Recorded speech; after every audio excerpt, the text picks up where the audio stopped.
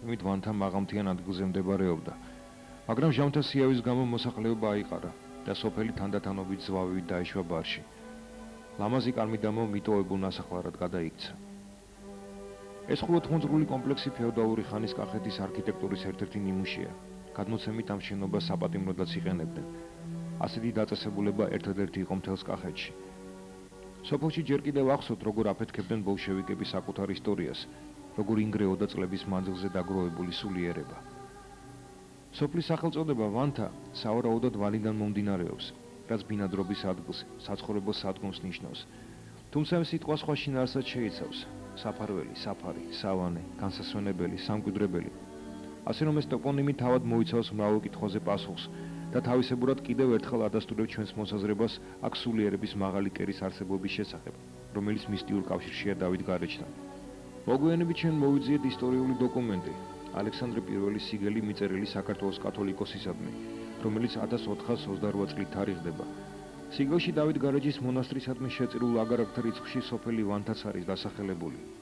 როგორც ხედავთ, გარეჯის მონასტრების სამფლობელო ალაზნის მარჯვენა და მარცხენა სანაპიროზე ვრცელდებოდა და ერთ მთლიან ჯაჭვს ქმნიდა. ჩვენთვის საინტერესო თემის კვლევას მივყავართ სოფელ აკურისაკენ, მამა დავითის მონასტერთან. კიდევ ერთი საინტერესო გვერდი ჩვენი ისტორიისა, კიდევ ერთი შეხვედრა წარსულთან.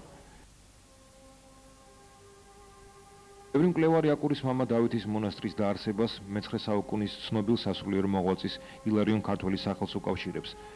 მატიანეში წერია, რომ ილარიონმა 855 წელს მამის სიკვდილის შემდეგ კახეთის ერთ-ერთ სოფელში დაარსა დედათა მონასტერი, სადაც მისი და დედა განაწესა, ხოლო თავად გარეჯის უდაბნოს დაუბრუნდა.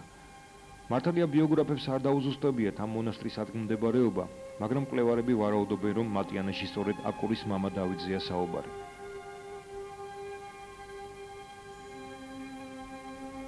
ჩვენამდე შემორჩენილი ბაზილიკის ტიპის ეკლესია, მდიდარი ნამარნევი, ძლიერი გალავანი, მონასტრის მატერიალურ და სულიერ სიძლიერეზე მეტყველებს. მამა დავითის ნალისებური თაღების დეკორატიულ ფორმებში მეცნიერები ილარიონ ქართველის საქტიტორო მოღვაწეობის ნიშნებსაც ხედავენ. როგორც ჩანს, მის მიერ გარეჯში დამკვიდრებული ახალი ტალღა სამონასტრო ცხოვრებისა კახეთის სხვა რეგიონსაც შეეხო. თავად ფაქტი, მე-19 საუკუნეში კახეთის ცენტრში, გარეჯის უდაბნოს მეტოქის სავანეებისა და მონასტრის არსებობისა მეტყველებს იმაზე, თუ რა ძლიერი კვალი დაატყო ამ სულიერმა ერთობამ კახეთის საერო თუ საეკლესიო ცხოვრებას. სწორედ აქედან დაიწყო განხორციელება საქართველოს გაერთიანების იდეამ, რომელიც ბრწყინვალე დაგვირგვინდა მე-12 საუკუნეში.